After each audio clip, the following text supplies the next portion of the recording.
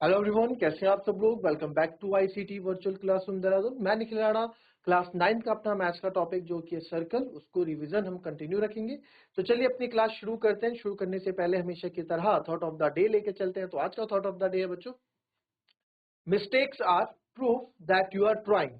Mistakes are proof that you are trying, keep learning, keep growing. जी हाँ, mistake proof है कि आप लर्निंग यानी कि आप you are trying to learn, आप कुछ चीज सीखना चाह रहे हैं, कुछ चीज आप सीख रहे हैं। क्योंकि गलतियां तभी होती है जब आदमी कुछ सीखता है। तो बोलते हैं कि keep learning and keep growing, सीखते रहें, सीखने की कोई उम्र नहीं। और कीप ग्रोइंग, जितना आप सीखेंगे उतना आप ग्रो करेंगे। ठीक है, आप किसी भी फील्ड में हो, नॉट जो भी फील्ड आपका इंटरेस्टेड हो, आप किसी भी फील्ड की बात कर रहे हो, हर एक चीज सीखने की कोई उम्र नहीं होती। सीखने आप कुछ भी सीखो, हर एक चीज एक आर्ट है, हर एक चीज एक कला है। ठीक है, तो फोकस करें अपनी जो आप सीख रहे हैं, ठीक है, उस पर फोकस करें, फोकस करके चीजों को करें। मिस्टेक्स होंगी, ऐसा नोबडी विल बी 100% परफेक्ट। तो मिस्टेक से आप टूटे नहीं। गलती हो गई तो इसका मतलब ये नहीं कि अपने को डिमोटिवेट कर रहे हैं कि यार मेरे बस का ये बात नहीं है। ऐसा बिल्कुल नहीं है, मिस्टेक सबसे होती है, इवन हमसे भी होती है क्वेश्चंस करते हुए।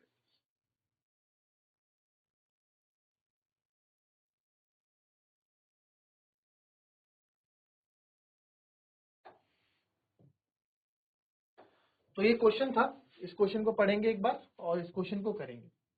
तो इस क्वेश्चन का सब मैं लिख देता हूँ, सब कुछ क्या था, है ना।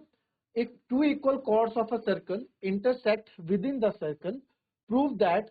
भाई दो कॉर्ड्स है सर्कल की, ठीक है, वो एक cord with in the circle यानी वृत्त के अंदर ही एक दूसरे को प्रतिच्छेद कर रही है। तो prove that the segment of one chord, तो आपको प्रूव करना है कि सेगमेंट ऑफ वन कॉर्ड जो है, यानी कि जो एक जो आपकी कॉर्ड है उसका जो खंड है, ठीक है, जो कॉर्ड है, जो जीवा है, ये जीवा है, इसका जो एक खंड दूसरे के संगत खंड के बराबर है, यानी कि उसी के कोरस्पॉन्डिंग सेगमेंट के बराबर है। यानी इसका बड़ा, इस वाले कॉर्ड का बड़ा पार्ट इस वाली कॉर्ड के बड़े पार्ट के बराबर है। एपी यहाँ पे पीसी के बराबर है और इसका इस कॉर्ड का छोटा पार्ट इस वाली कॉर्ड के छोटे पार्ट के बराबर है। ये जनरली यहाँ से हमसे बोला गया है। फिगर हमारे पास नहीं था, फिगर हमने खुद बनाया है। तो चलिए इसको जरा फटाफट प्रूफ करके दिखाएंगे।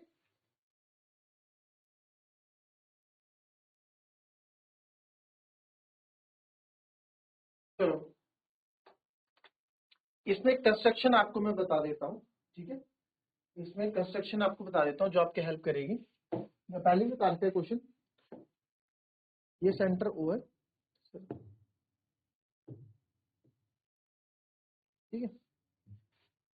अब क्योंकि ये कंस्ट्रक्शन भी क्या है, क्योंकि आपको पता है कि आपकी जो ये कंस्ट्रक्शन भी जो हम कर रहे हैं, ये क्यों कर रहे हैं, क्योंकि थ्योरम हमने पढ़ी है। तो क्या कंस्ट्रक्शन है, इस कॉर्ड के ऊपर आपको एक परपेंडिकुलर डालना है सेंटर से। भाई देखो, अभी तक हम क्वेश्चन जो कर रहे थे, हम कॉर्ड जो जितने भी क्वेश्चन नहीं किए, हम इससे पहले जो क्वेश्चन किए, यहाँ भी तो कॉर्ड से सेंटर पे एक परपेंडिकुलर बना रहे थे ना, यहाँ भी बना रहे थे, तो यहाँ भी वही करना है। बट इस बार कॉर्ड टेढ़ी है थोड़ी, तो इसमें इसमें जो है आपको डरने की बात नहीं है। तो हमने क्या किया, एक परपेंडिकुलर इस पे डाल दिया, इस कॉर्ड पे, और सेंटर से एक परपेंडिकुलर इस कॉर्ड पे डाल दिया, और इनका नाम ये, और एक कॉर्ड परपेंडिकुलर डाल दिया हमने, इसका नाम रख लो एम, इसका नाम रख लो एन, ठीक है। और इसको भी ज्वाइन कर लो चाहे आप। तो कंस्ट्रक्शन आप यहाँ लिख लेंगे, क्योंकि कंस्ट्रक्शन भी तो हमको दिखानी है ना कि भाई कंस्ट्रक्शन है। तो कंस्ट्रक्शन क्या लिखेंगे, जैसे हमने यहाँ कंस्ट्रक्शन की है,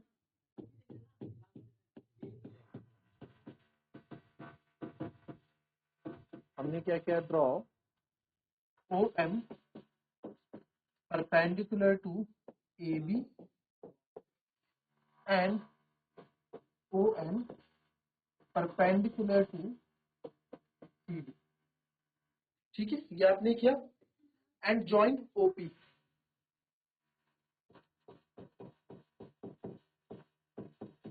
ठीक है। अब आप देखो, जब आप भी किसी सेंटर में, आप किसी कॉर्ड में अगर परपेंडिकुलर डालते हो सेंटर से, तो क्या होता है, वो उसको बाइसेक्ट कर देता है। यही होता है ना, यही होता है ना। लिखेंगे, आप ये लिखेंगे पूरा,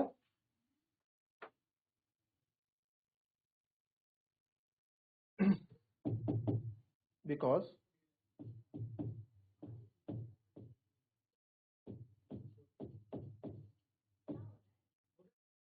क्योंकि क्योंकि because perpendicular drawn from the center of a circle, from the center of a circle to chord of a circle bisects the chord. chord को क्या करता है? बाइसेक्ट करता है। ठीक है जी सर, chord को बाइसेक्ट कर लिया जी सर। अब बताएं, अब ये है यहाँ पे, अब क्या होगा जी, अब क्या होगा, अब क्या होगा? अब सर एक चीज हो सकती है इसमें, बाइसेक्ट द कॉर्ड, तो उसके अकॉर्डिंग क्या क्या हो गया भाई, ये कॉर्ड को बाइसेक्ट कर दिया, एम इसके बराबर हो गया, तो आप लिख लो। तो देयरफॉर रिजल्ट से जो एम है वो एम बी के बराबर है, ये दोनों पार्ट्स इक्वल हो गए, या फिर ये भी कह सकता हूं कि दोनों हाफ ऑफ ए बी है।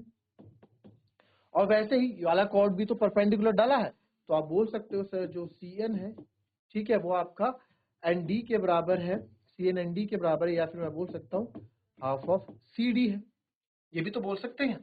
तो इसको मान लो इक्वेशन नंबर 1, इसको मान लो इक्वेशन नंबर 2, क्या था, काम आ गया। ठीक है, ये हो गया। अब क्या करेंगे जी आप, बट हमें प्रूव करना है एपीपीसी डीपीपीबी, और यहाँ पे डीपीपीबी कहीं पे भी नहीं है अभी तक, है ना। तो अब क्या करेंगे बताओ, क्या क्या सोच रहे हो आप इसमें कि क्या हम कर सकते हैं?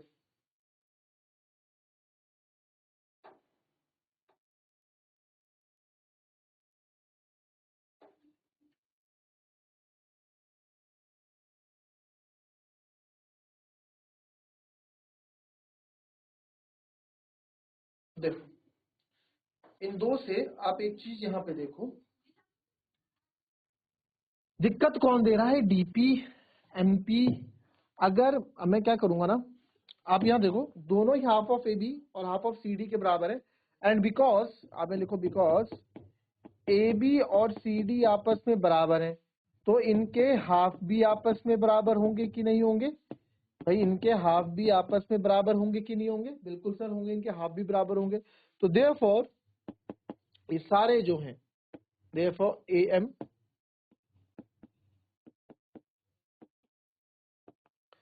Equals to M B equals to C M equals to N D, ये सब क्या इक्वल है, इनको आप इक्वेशन नंबर 3 मान लो, क्या होता है कोई काम आती है ना। जो जो रिजल्ट हमें निकल रहे हैं वो हम निकल लेते हैं, क्योंकि इनकी जरूरत पड़ने वाली है। एम जो है एम बी के बराबर है, एम जो है सी एन के बराबर है, एम जो है सी एन के बराबर है थोड़ा, बट हमें प्रूफ क्या करना है कि सर जो एपी है वो है इसके बराबर।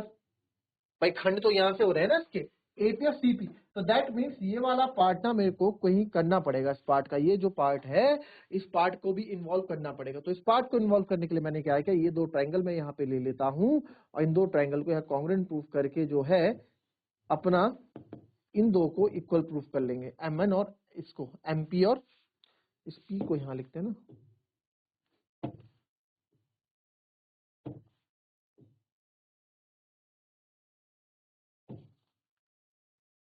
अभी कंफ्यूजन हो रहा है, इस पी को जो है यहाँ लिख देते हैं, कोई बात नहीं, रिवीजन है, आराम से चलेंगे। ठीक है, तो ट्रायंगल ले लेते हैं, इनको कॉन्ग्रुएंट प्रूफ करो। कौन कौन से ट्रायंगल है, O M P and O N P. Now in triangle O M P and triangle O N P, O M P और ओ एन पी ट्रायंगल है, तो इसमें सबसे पहले आप देखो क्या हो सकता है। ओपी ओपी कॉमन है, पहले तो आप देखोगे कि sir OP equals to OP common है, फिर angle M equals to angle M भी बोल सकता हूं मैं इसमें, क्योंकि 90 डिग्री है ना, ठीक है ना, angle M equals to angle, तो angle M equals to angle N each 90 degree. फिर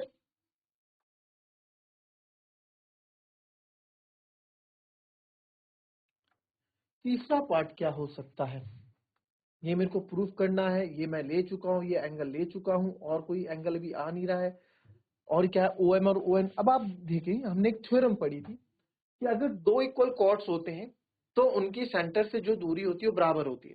सेंटर से दूरी बराबर कब होती है, जब आपके दो कॉर्ड्स इक्वल होंगे। दो कॉर्ड्स इक्वल मतलब आपको पता है ए बी और सी डी हमारी दोनों इक्वल है, गिवन दिया गया है, तो इनकी सेंटर से दूरी भी क्या होगी, सेम होगी, बराबर होगी।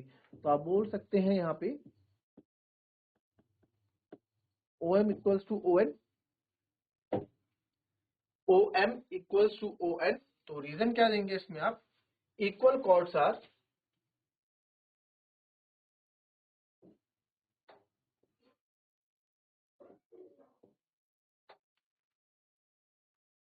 क्या लाइन लिखेंगे इसमें हम, भाई दो कॉर्ड्स इक्वल है ना, तो क्या लाइन लिखनी चाहिए हमें, वही लिखो, equal chords are equidistant from the centre.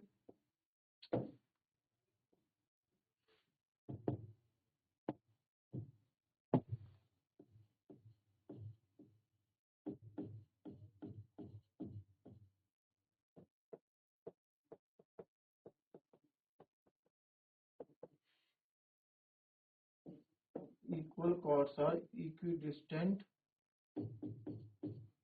From the centre. जो इक्वल कॉर्ड्स हैं वो इक्वी डिस्टेंट रहते हैं सेंटर से। तो आप देखें, एक ये वाली साइड आपने कर ली, ये वाली साइड कर ली, और ये भी आपने कर ली। तो कौन सा यहाँ पे लगा, तो यहाँ पे RHS रूल लगा, क्योंकि 90 डिग्री के अपोजिट जो एंगल है, साइड एंगल साइड तो लग नहीं पा रहा है, साइड एंगल साइड लग पा रहा है इसमें, बताओ, कॉन्ग्रुएंसी का भी रिवीजन हो जाएगा आपका। क्या इसमें साइड एंगल साइड लग पा रहा है, नहीं लग पा रहा है ना, तो ये में कौन सा हो गया, RHS रूल इसमें आपका लग जाएगा, क्योंकि 90 डिग्री के अपोजिट जो होती है हाइपोटेनस होती है, हमने इसमें इन्वॉल्व की है। तो therefore triangle OMP is congruent to triangle P by RHS congruency. ठीक है, तो जो चीज मेरे को चाहिए थी वो चीज इसमें मिल गई। वो क्या है, MP इक्वल्स टू PM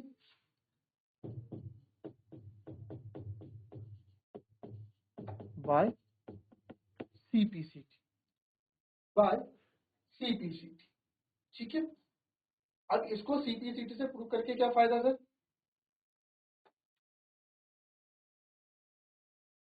देखो देखो क्या होगा, तो फिगर को देखो एक बार, क्यों क्या मैंने, देखो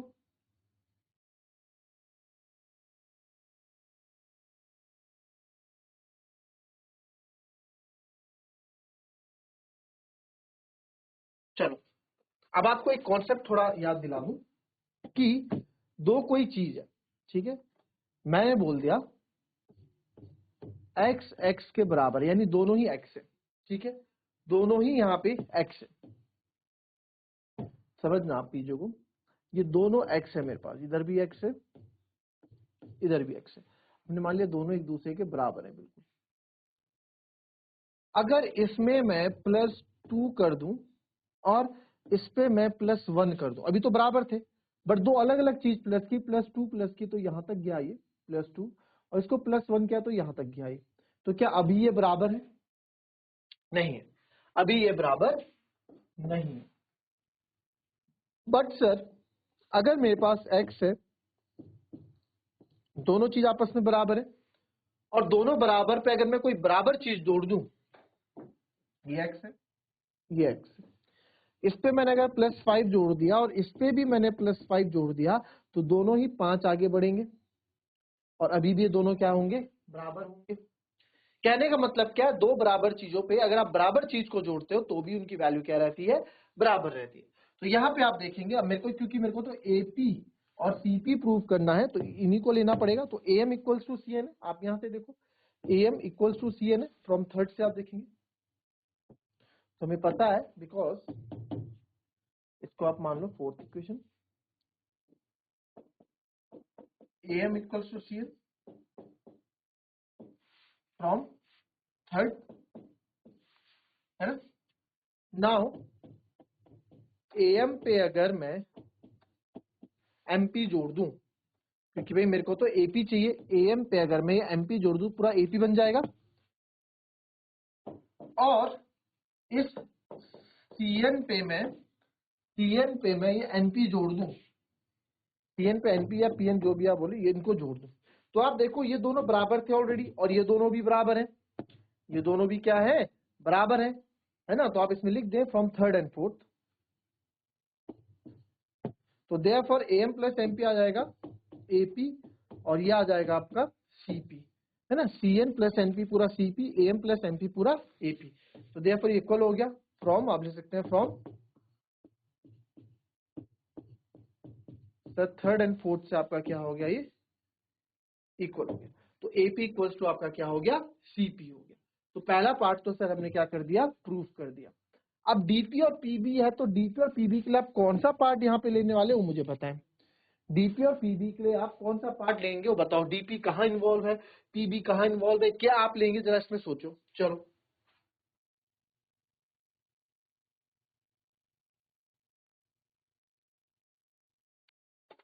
चलो सोचा कुछ, सोचा कुछ, क्या कर सकते हो। अब देखो इस फिगर में, इसको यही बता देता हूँ, है ना। सेकंड वाला पार्ट आप यही देख लो, इसमें ही मेरे ख्याल से हो जाना चाहिए। तो सेकंड पार्ट हम यही कर रहे हैं इसका। अब मेरे को क्या चाहिए, मेरे को तो यार डीपी चाहिए, ये डीपी।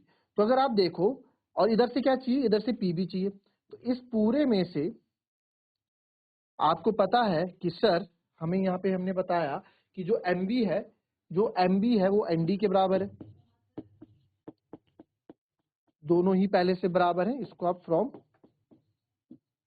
थर्ड, एमबी एनडी के बराबर है, ठीक है सर। दो बराबर चीजों में अगर बराबर चीज को सब्ट्रैक्ट करूं, जहां मैंने अगर x प्लस 1 x प्लस 5 का 5 सब्ट्रैक्ट कर दूंगा तो वापस आ जाएंगे, जैसे ऐड वाला कॉन्सेप्ट था वही इसमें। अगर एमबी में मैं, इस पूरे एमबी में मैं इस पीएम को माइनस कर दूं तो मेरे को पीबी बचेगा, है ना। और ये पीएम या एमपी और पीएन दोनों ही आपस में बराबर हैं। तो एमबी में अगर मैं पीएम माइनस कर दूं और इस एनडी में मैं पूरा जो है यहाँ पे पीएन माइनस कर दूं, तो एमबी में जब पीएम माइनस करूंगा, एमबी में पूरा पीएम माइनस करूंगा तो पीबी बच जाएगा। और इस पूरे एनडी में अगर इस पूरे को माइनस कर दूंगा तो पीडी बच जाएगा। तो ये तो हमको चाहिए था, पीबी इक्वल्स टू पीडी। तो ये प्रूफ हमने कर दिया, दो इक्वल चीज हमने क्या किया, सब्ट्रैक्ट किए। तो अच्छा क्वेश्चन था, इसलिए आराम आराम से इस क्वेश्चन को कराया। कॉपी करो इसको।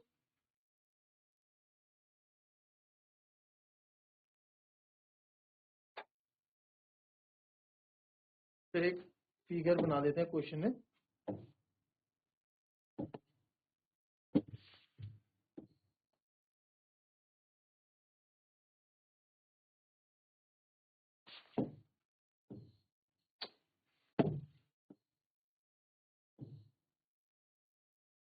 दो कॉन्सेंट्रिक सर्कल है। कॉन्सेंट्रिक सर्कल्स कौन से होते हैं बच्चों, जिनका सेंटर सेम होता है। जिनका सेंटर क्या होता है, सेम होता है, वो हमारे कॉन्सेंट्रिक सर्कल होते हैं। ठीक है, वो हमारे क्या होते हैं, कॉन्सेंट्रिक सर्कल्स होते हैं। जिनका सर्कल क्या होता है, जिनका सेंटर क्या है, दोनों का सेंटर सेम है, बस रेडियस अलग अलग होगा, इसलिए हम इनको कॉन्सेंट्रिक सर्कल बोलते हैं।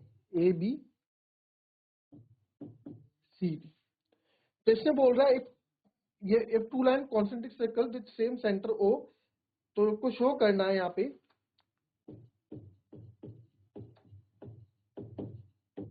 Show that A B equals to C D. आपको ए बी और सी डी जो है ये दोनों इक्वल प्रूफ करने हैं। कैसे करेंगे, कैसे करेंगे।